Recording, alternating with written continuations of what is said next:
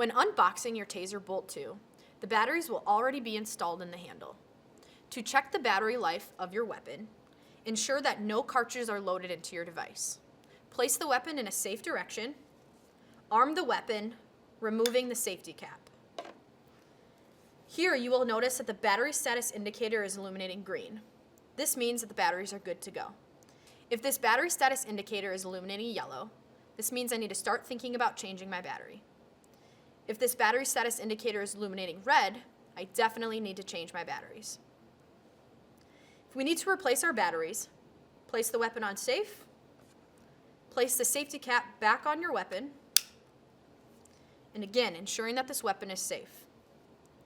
We will need to remove the battery cap on the back of the weapon by applying force while simultaneously pressing forward.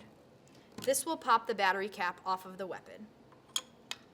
Here, we need to remove both batteries from the back of the handle by sliding the battery pack out. You will notice that there's 2 CR123 batteries contained within the battery pack. When loading the batteries back into the weapon, you will need to line the battery pack ridges with the ridges of the handle and slide it into place. You will then need to apply gentle force while simultaneously sliding the battery cap into place.